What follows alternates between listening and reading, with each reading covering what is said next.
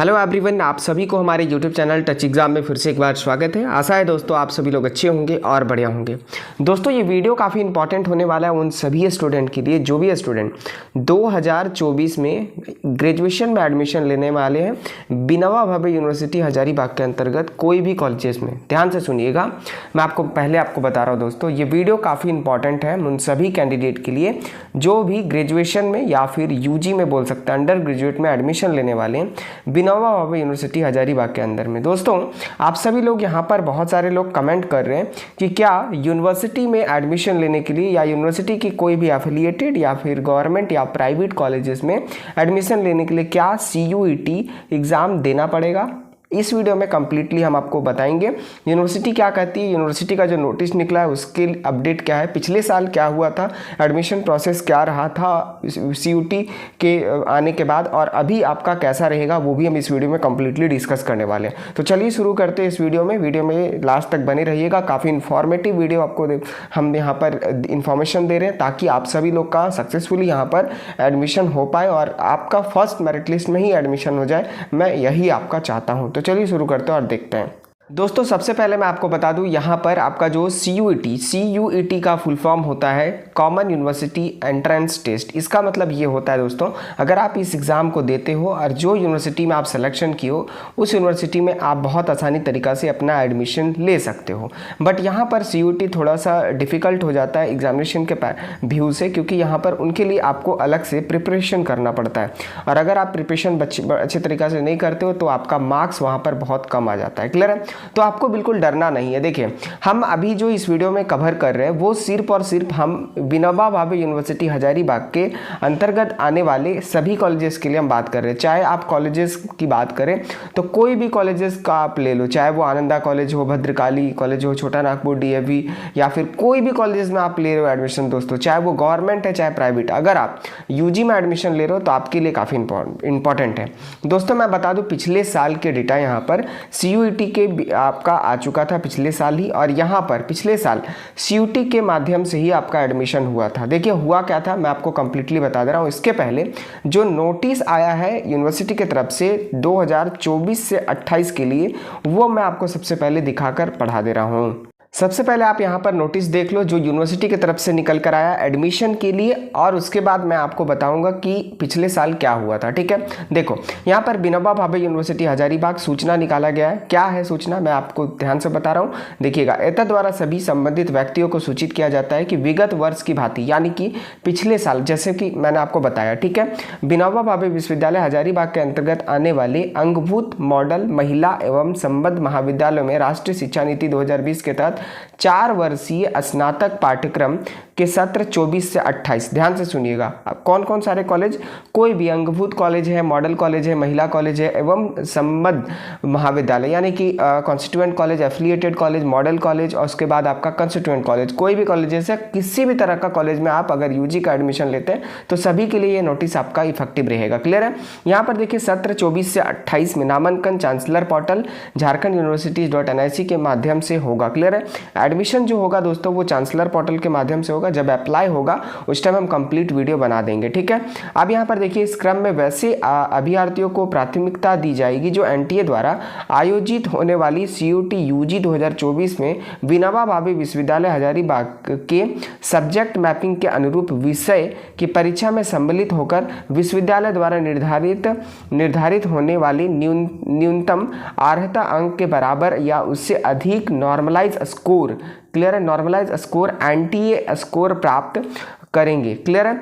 विभिन्न मेजर विषयों में नामांकन के लिए CUET UG 2024 में बिनवा भावे विश्वविद्यालय हजारीबाग द्वारा निर्धारित संगत विषयों की सूची इसके ऑफिशियल वेबसाइट vbu.ac.in पर उपलब्ध है। क्लियर है? आपको बोला जा रहा है ये कि दोस्तों आपको जो है NTA की तरफ से यानी कि CUET एग्जाम 2024 जो देंगे, ठीक है, उनको यहाँ पर प्राथमिकता दी जाएगी एडमिशन में। क्लियर है? वही आपको मैं बताना चाह रहा हूँ कि देखिए CUET यहाँ पर जो स्टूडेंट देंगे, क्लियर है, उसके लिए यहाँ पर काफ़ी अच्छा रहेगा एडमिशन के लिए। बाकी आपका जो नहीं देंगे या किसी कारणवश नहीं देना चाहते उसके लिए क्या यहाँ पर दिक्कत हो सकता है वो भी मैं बता रहा हूँ आपको। देखिए यहाँ पर आपका नोटिस आप अगर आप खोल के देखोगे तो यहाँ पर आप देखो साफ साफ लिखा हुआ है, क्लियर है। इस क्रम में वैसे अभ्यर्थियों को प्राथमिकता दी जाएगी जो एनटीए द्वारा आयोजित होने वाली CUET UG 2024 में विनोबा भावे विश्वविद्यालय हजारीबाग के सब्जेक्ट मैपिंग के अनुरूप विषय की परीक्षा में सम्मिलित होकर विश्वविद्यालय द्वारा निर्धारित होने वाले न्यूनतम अर्हता अंक के बराबर अंक लाएंगे। तो ठीक है, बट यहाँ पर ये नहीं बोला गया है कि जो CUET एग्ज़ाम किसी कारणवश नहीं दिए हैं, जैसे कि दूसरी यूनिवर्सिटीज़ में अप्लाई किए हो, आप VBU चूज़ नहीं किए हो या फिर CUET एग्ज़ाम नहीं दोगे तो आपका एडमिशन नहीं होगा, वो यहाँ पर नहीं बोला गया है। बट प्राथमिकता उसी का दिया जाएगा दोस्तों जो CUET UG 2024 का एग्ज़ाम देंगे, क्लियर है। तो मैं आपको जो अपना ओपिनियन है वो आपको लास्ट में बताऊँगा। अब मैं आपको सबसे पहले इनका जो CUET का जो एग्जामिनेशन पैटर्न है, जैसे कि आप कोई मेजर सब्जेक्ट्स लेना चाहते हैं, जैसे कि एग्जाम्पल के लिए अगर आप फिजिक्स ऑनर्स लेना चाहते हैं तो आपको CUET का जो फॉर्म भरोगे दोस्तों, ठीक है, उसमें आप क्या चूज़ करोगे, किस किस पेपर का एग्ज़ाम देना पड़ेगा, ठीक है, या फिर आप पॉलिटिकल साइंस रखते हो तो आपको कौन सा पेपर का एग्ज़ाम देना होगा, ठीक है। तो ये चलिए हम इसको CUET के वेबसाइट पे अपडेट किया गया, वहाँ पर मैं आपको दिखा देता हूँ। देखिए यहाँ पर CUET के माध्यम से किसी भी यूनिवर्सिटी में आप यहाँ पर फॉर्म अपना अप्लाई कर सकते हो, किसी भी यूनिवर्सिटी में एडमिशन के लिए, सेंट्रल यूनिवर्सिटी, स्टेट यूनिवर्सिटी या फिर प्राइवेट यूनिवर्सिटी, बहुत सारे यूनिवर्सिटीज़ यहाँ अवेलेबल है, क्लियर है। हम यहाँ पर अपना चलते हैं, जो अपना VBU है वो यूनिवर्सिटी यहाँ पर सेलेक्ट कर लेते हैं, क्लियर है। VBU आपको थोड़ा सा नीचे मिलेगा, आप उसके लिए घबराइएगा नहीं, ठीक है। आप यहाँ पर आएंगे, देखिए यहाँ पर, ठीक है, ये आपका विनोबा भावे यूनिवर्सिटी हजारीबाग है, क्लियर है। अब यहाँ पर सब्जेक्ट मैपिंग जो है वो मैं आपको बता दे रहा हूँ। देखिए एग्जाम्पल के लिए मैं आपको समझा रहा हूँ ताकि आपको दिक्कत ना हो, क्लियर है। देखिए यहाँ पर आपका 4 साल का ग्रेजुएशन का रहेगा, तो 4 year undergraduate programme FYUGP अंडर NEP नेशनल एजुकेशन पॉलिसी 2020 के तहत undergraduate programme in humanities and social science, यानी कि हिंदी ऑनर्स आपको अगर लेना है दोस्तों, ठीक है, तो आप सिर्फ एग्जामिनेशन जो देंगे वो सिर्फ और सिर्फ सेक्शन 1A के अंदर लैंग्वेज टेस्ट हिंदी का सिलेक्शन करना है आपको, क्लियर है। उसी तरह से दोस्तों आप नीचे आ जाओ, अगर आप यहाँ पर इंग्लिश का एग्ज़ाम देना है आप, यानी कि मेजर पेपर, यानी कि ऑनर्स आपको अगर इंग्लिश रखना है तो सिर्फ और सिर्फ आपको CUET में एक एग्ज़ाम देना है, जैसे कि आपको लैंग्वेज टेस्ट इंग्लिश का, क्लियर है। अब यहाँ पर नीचे आ जाओगे, संस्कृत का उसी तरह से सेक्शन 2 के अंदर संस्कृत आपको मिल जाएगा, चूज़ करके अप्लाई कर सकते हैं। अगर आपको उर्दू ऑनर्स करना है तो यहाँ पर लैंग्वेज टेस्ट के अंदर उर्दू आप सेलेक्ट कर लीजिएगा, ठीक है। अभी आपको कॉलेज सेलेक्ट नहीं करना है CUET के अंदर में, सिर्फ यूनिवर्सिटी सेलेक्ट करना है और आपको जो ऑनर्स लेना है वो आप यहाँ सेलेक्ट कर लोगे। और मैं आपको दिखा रहा हूँ, जैसे देखिए आपका अगर फिलॉसफी ऑनर्स का किसी को करना है दोस्तों तो सिर्फ और सिर्फ जनरल टेस्ट यहाँ पर सेलेक्ट करेंगे CUET वाले एग्जामिनेशन वाला एग्ज़ाम में, ठीक है, जब आप फॉर्म भरोगे। और जैसे खोटा ऑनर्स किसी को चाहिए तो जनरल टेस्ट का सिलेक्शन करोगे। अब मैं आपको नीचे आ जाता हूँ और दूसरा ऑनर्स बता रहा हूँ, जैसे कि एग्जांपल के लिए आप यहाँ पर आ जाओ, जैसे देखिए ये वाला, अगर किसी को एंथ्रोपोलॉजी ऑनर्स लेना है दोस्तों, एंथ्रोपोलॉजी ऑनर्स लेना है, क्लियर है, तो वो अपना CUET वाले पेपर में डोमेन सब्जेक्ट्स में एंथ्रोपोलॉजी का चूज़ करेंगे, क्लियर है। आप नीचे आ जाओ, जैसे किसी को इकोनॉमिक्स ऑनर्स लेना है, क्लियर है, तो वो आपको इकोनॉमिक्स या बिजनेस इकोनॉमिक्स दोनों में से कोई एक पेपर आप चूज़ करके एग्जाम दे दोगे CUET वाला, अब उसके बाद आप एलिजिबल हो जाओगे, क्लियर है। उसी तरह से अगर आप ज्योग्राफी ऑनर्स लेना है दोस्तों तो ज्योग्राफी या फिर जियोलॉजी दोनों में से जो भी आपको पेपर अच्छा लगता है वो एक पेपर सेलेक्ट करके आप यहाँ पर अपना एग्जाम कंप्लीट कर सकते हैं, ठीक है। मैं यहाँ बताना ये चाह रहा हूँ कि अगर किसी को कोई लड़का या लड़की है जिसको हिस्ट्री ऑनर्स पढ़ना है तो वो बेसिक सा बात है कि CUET वाले फॉर्म भरोगे तो उस टाइम आप सिर्फ और सिर्फ एक सब्जेक्ट का चूज़ करिएगा, हिस्ट्री का डोमेन पेपर पे, क्लियर है। उसी तरह से आप देख सकते हो होम साइंस का है, होम साइंस, और अगर लेबर एंड सोशल वेलफेयर अगर आपको लेना है तो इसके लिए आपको जनरल टेस्ट, ठीक है। देखो गलती क्या होता है, साइबर कैफ़े वाला जहाँ पे आप अप्लाई करते हो दोस्तों उनको पता नहीं होता है, क्लियर है। तो जैसे आपको फिक्स की हो कि हमको हिस्ट्री ऑनर्स लेना है, VBU के अंदर कोई भी कॉलेजेस में हिस्ट्री ऑनर्स में लेना है, ठीक है दोस्तों, तो बेसिकली यहाँ पर प्रॉब्लम क्या होगा मैं आपको बता रहा हूँ, क्लियर है, सुनिएगा। वो क्या करते हैं, दूसरा चीज़ चूज़ कर देंगे, इंग्लिश चूज़ कर देंगे, हिंदी चूज़ कर देंगे, जनरल टेस्ट चूज़ कर देंगे, तो बिल्कुल आपको ऐसा नहीं करना है। और सिक्योरिटी के लिए मैं आपको बता रहा हूँ दोस्तों, जैसे कि आप मान रहे हैं कि हिस्ट्री हमको लेना है, क्लियर है, बट क्या गारंटी कि कितना मार्क्स आएगा CUET में आपका, ठीक है, 12th में कितना आएगा, अभी रिजल्ट भी नहीं आया आपका इंटरमीडिएट का, तो बेसिक सा बात है कि आप 2 पेपर का चूज 100% यहाँ पर कर दो, हिस्ट्री का कर दो और पॉलिटिकल साइंस का कर दो, ठीक है। इससे क्या होगा कि आप अगर 2 पेपर का एग्जामिनेशन देते हो तो आपके पास 2 पेपर ऑनर्स चूज करने का, यानी कि एडमिशन टाइम अप्लाई करने का ऑप्शन खुलकर आ जाएगा, क्लियर है। तो ये आपके लिए ऑप्शन रहेगा।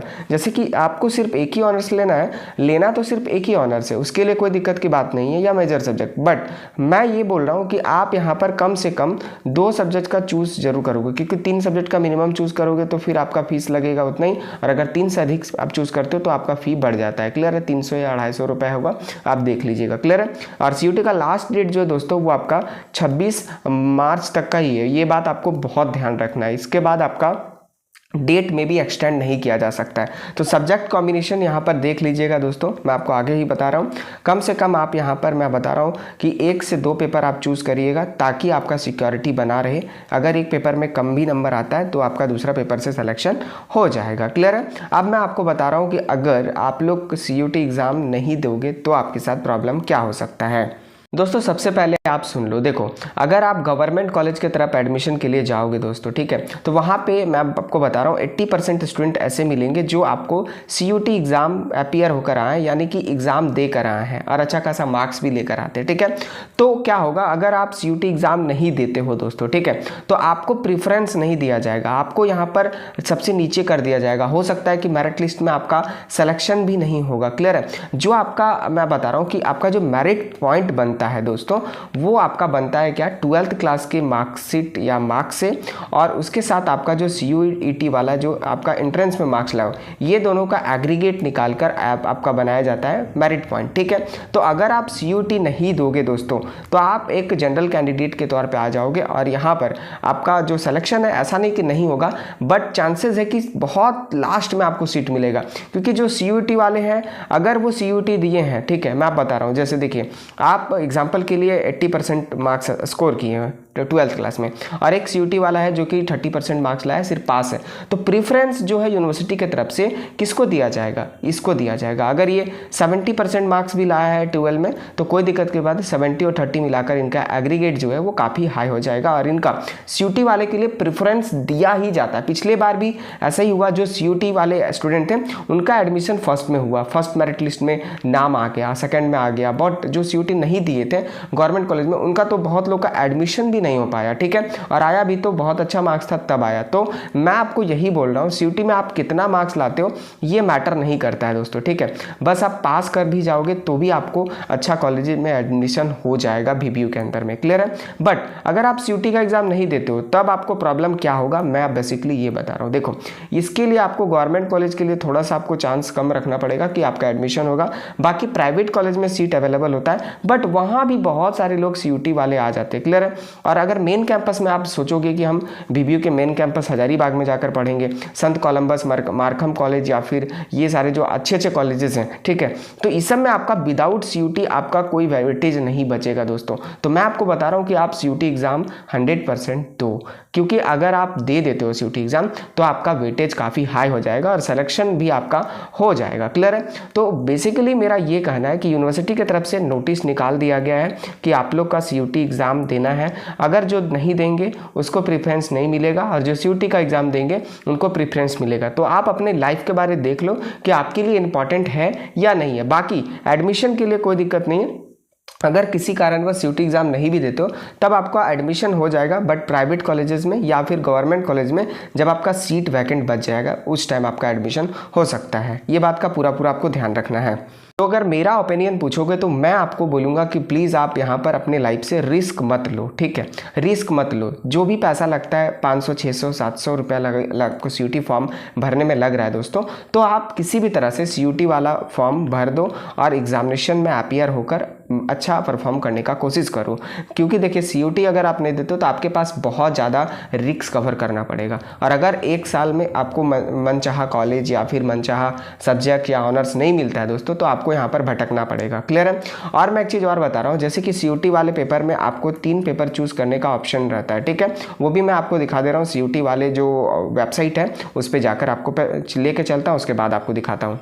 ये देखिए फी स्ट्रक्चर है CUT वाले जो एग्जामिनेशन है उसका कितना लगेगा। ठीक है, तो मैं आप देख लीजिए, अगर यहाँ पर आप 3 सब्जेक्ट चूज़ करते हो, ठीक है, तो बेसिकली मैं यही बोलूँगा कि आप 3 सब्जेक्ट से ज़्यादा सब्जेक्ट को चूज़ मत करो। ठीक है, आपका 3 सब्जेक्ट अगर चूज़ कर लेते हो तो आपके लिए बहुत अच्छा है, बट अगर आपको और भी सेंट्रल यूनिवर्सिटी या अलग अलग यूनिवर्सिटी में अप्लाई कर रहे हो BBU को छोड़कर, तब आप यहाँ पर एडिशनल सब्जेक्ट को चूज़ कर सकते हो अपने अकॉर्डिंग। ठीक है, देखो जनरल के लिए जो फीस है वो 1000 रुपये रखा गया है, OBC और EWS के लिए 900 रुपये रखा गया है, SC ST PWD third genders जो है उनके लिए 800 रुपये रखा गया है। और आउटसाइड स्टेट जो मतलब इंडिया सॉरी आउटसाइड नेशन से आउटसाइड है, मतलब इंडिया से बाहर कोई है तो 4500, तो बेसिकली ये नहीं होंगे।